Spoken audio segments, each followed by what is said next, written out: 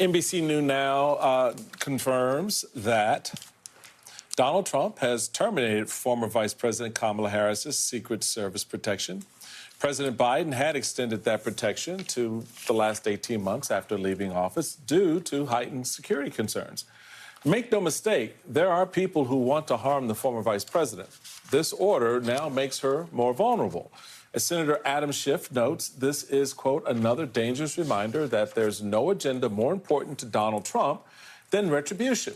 He feeds conspiracy theories to his followers, makes their target more vulnerable, then pulls their security. This is a dark road, and we have a president that is all too willing to drive us down it. Joining us now, former Montana governor and former RNC chair Marc Racicot. He is the co-chair of our Republican legacy. And Corey Brettschneider, a professor of political science at Brown University, co-host of the podcast The Oath in the Office, and author of the book The Presidents and the People, 5 Leaders Who Threatened Democracy and the Citizens Who Fought to Defend It. I do want to start this conversation with saying that I talked to a number of people within Vice President Harris's orbit over the last 24 hours, and there was no notice of this. And, Governor, you know how important, the chairman and I were talking about this today, just how important security is for the executives, the elected officials at the executive level, but especially in this climate. And so with no notice, the former Vice President of the United States of America, who receives a number, for which the threat assessment is very high, I think is very appropriate for me to say, security is being pulled and on Sunday night. In the middle of the night, they're just going to take her Secret Service in a climate where not just a couple months ago, members of the Minnesota State Senate, there were attempted and actual assassinations of them. Help me understand what message this is trying to send, except one of petty, punitive retribution. Well, Simone, I'm not sure I can add much more to how you just explained it. It is, if there's one thing we all have come to understand clearly, this man is moved by extraordinary and unparalleled vengeance whenever he is offended in any way whatsoever. Vice President Harris obviously handled it with strength and grace, and that was typical of how she served in office as well. But it nonetheless places her in a heightened process of and possibility of harm, and everyone knows in the presently existing circumstances in this country that that's a foolhardy and callous thing to undertake and to do in the middle of the night on top of it. So at the end of the day, I can only offer my thoughts about what you articulated pretty well, in my judgment. This man is moved by vengeance and retribution, and the people of this country better come to grips with that understanding and that simple but profound explanation for why it is that he does a lot of the things that he does. There's other examples in other venues, other forums, extorting universities and law firms, or firing people within the ranks of different agencies that he doesn't have the right to fire because of his disagreement with their policy provisions or their scientific evaluations, like at the CDC and others in the Surface Transportation Board today. They don't do what he wants. He's so contaminated with the notion that the entire world revolves around him and that everything that he wants needs to come to pass and will come to pass, regardless of what it is that he has to do to accomplish it. So it's a reflection of an incredible lack of capability to serve with any degree of nobility or decency in the presidency of the United States of America. Corey, one of the things that strikes me about this, as Simone noted, we were chatting and trying to just work through and contextualize this event with all the other events. And it does underscores this sort of what the governor and Simone were just speaking about, the sort of pettiness.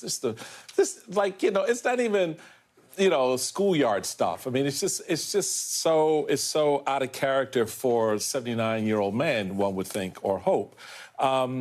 But the threat is real out there for a lot of people in public service. We've seen elected officials assassinated recently, attempted assassination. We've seen governors threatened in their state houses. We have seen recent stories of just everyday citizens, little kids at mass, being attacked and killed. So this violence is now sort of a big part, a growing part of our political culture. How do you contextualize this? In my view, we're kind of like at DEFCON 4 for all of this, between the deconstruction of the government and this sort of pettiness, this sort of petulant little schoolboy BS that signifies and symbolizes Donald Trump, but also the danger that's out there. How do you see this system as it appears to eat itself? Well, I think that you've put it perfectly, because if we just looked at this as a one-off, we would think like, oh, he's being petty, he's just withdrawing the Secret Service, no big deal. But if you contextualize it in the way that you suggested, we see it in light of his promise to go after his political opponents, his threat to prosecute them or use other means. This isn't the first time that we've had a president do this. We had Nixon, of course, go after his enemies and have an enemies list. We had John Adams see a bill passed, a law, the Sedition Act, that allowed him to prosecute his political opponents, and he did that. This is a little different because the president isn't able to get a new Sedition Act passed through Congress, and there are no crimes being committed here. So what can he do? He can do things, and I think Bolton is really the playbook here. He can begin by withdrawing Secret Service. That's what he did there. And then he can unfortunately begin investigations, because the Department of Justice, although it's supposed to be independent, he doesn't respect that independence. And he very well might signal to Pam Bondi or even order her to begin an investigation against Vice President Harris.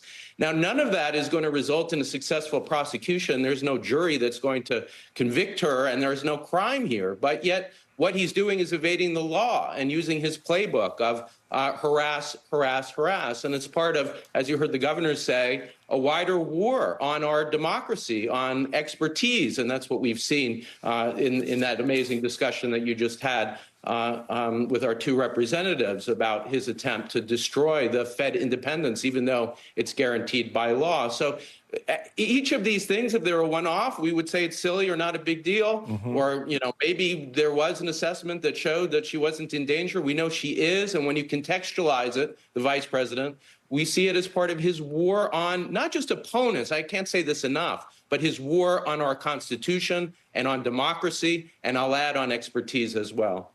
Yeah, I mean, Vice President Harris is literally about to embark on a book tour about her 107-day campaign against Donald Trump, presidential campaign against him. And I don't know, something about this smells very fishy to me. What do we do? What do we do? Because if you string it all together as you just did, Corey, what do we do here? Because I am not trying to scare people. I don't, you know, my husband is always like, you got to stop scaring people. You sound real, that make me want to change the channel. I'm trying to scare the hell out of you. I am. I'm trying to wake you up. The first thing is, and we've been doing this, and we've done our amazing conversations that we've been having back to the summer. We were talking about a lot of these issues before Trump took office, of course. But we have to call it out for what it is. We have to talk about what their game plan is. And if we hide the truth because we're worried about scaring people, and unfortunately it is a scary time, but our obligation is to tell the truth. It's the best defense. That the worst thing we can do is get trapped in their network of lies and not pierce through it. So when he says, oh, this isn't a big deal, or Bolton really is a criminal, or eventually Harris is a criminal, which I think we're going to hear soon, if we go along with that because we're afraid of saying the truth, which is the president, and I'll use this term as I've used it many times on this show, engaged in an attempted self-coup, not a military coup, but one from the inside to try to destroy all the levers of government. And what you're seeing here is his war on the independence of the Department of Justice. After the Nixon administration, there were all sorts of norms that were implemented in the Department of Justice to create what they thought would be a firewall between the president and law enforcement. And that would be true, too, of the Secret Service. But he doesn't care about those norms. He's broken through them. Why? Because he wants to weaponize each of these things, the Department of Justice, the Secret Service, and to use them for his own benefit. And that's what he's doing, too, in that other story with the Fed. It's one theme, which is the attempt to create a dictatorship through our own system, through collapsing the rule of law. And if that's scary, I'm sorry, but that's what's happening. That is very scary, and it's very much what's happening. And Governor, I want to zero in on a little bit. Our Republican legacy is an emerging home for Republicans like myself and others who are trying to hold on to those established norms and principles. How does that work in the context of reinforcing those norms and principles that Corey just referred to, and letting people know that there is a better space to operate and serve in public, not this whole sort of make America fake again idea? Well, Michael, I think that when we talk about the Republican legacy efforts, it's, as you know, we both served in the same capacity in the RNC, and we know that this Republican Party today doesn't even come close to resembling what it was that the party stood for when you and I were still active. And when Simone asked, well, what can we do? I mean, is there an alarm bell someplace, a clarion call that's heard by virtually everyone? And I've been traveling around the country and around my state for the last 3 years talking about these issues. And frankly, it's long, hard, difficult work. You know, we had our levers, we had our shots.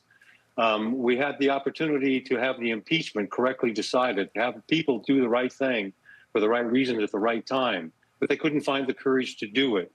We had another instance when we were talking about his qualification. He should have never been able to even file for a second term because the law was clear. And ultimately, of course, the Supreme Court reached too far and didn't do its job. And as a consequence of that, they let us down because they tried to figure out a solution that was none of their business. All they had to do was enforce the law as it was. Now we have the 26th election and the possibilities of having that with a change in either house, one or the other or both, providing the chance for us to once again bring some balance. But now even that, there's an effort to try and truncate and cheat and gain advantage through manipulation. And as a consequence of that, everywhere we turn. So at the end of the day, when we say, well, what can we do? It's dependent on us. It's dependent completely and totally on the people of this country. And where are the titans of industry? Debbie brought this up in your earlier discussion. The fact is they don't have the courage to do anything. And that I think somehow we have to confront and hold people responsible for in 2026. Because at the end of the day, if we don't have people of courage and conviction and some moral values about what's right and what's wrong, we're never going to see this democracy survive. It will meet its demise. And what other things could possibly influence the electorate? Well, when there's ultimate catastrophe, you know, we had some examples go all the way back to the Civil War. I mean, if it hadn't been for Lincoln coming along when he did, we may never have made it through that one. But it seems to me that until there's enough pain and enough catastrophe shared by enough people, that we're not going to see a coalescing of our friends and neighbors and the people that we live with on a daily basis wanting something done. Now, I will say, in these travels of 3 years or so, that I see that mounting.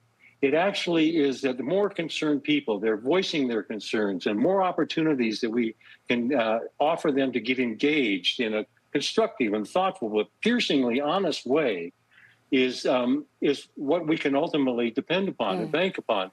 Either that or ultimate rebellion. You know, when people are hungry, when they can't get medical care, when their jobs are no longer there, when their hospitals are gone, at that point in time, there's desperation that sets in. And that's the moment that we have to fear, when the country starts to fall apart from inside by the people that walk the streets with us. Inside. Yep, I agree, Governor. You know, I think we're in a precarious place, folks, but we are not too far gone. The people still matter. Corey Brett Schneider, thank you. Former Montana Governor Marc Racicot, thank you.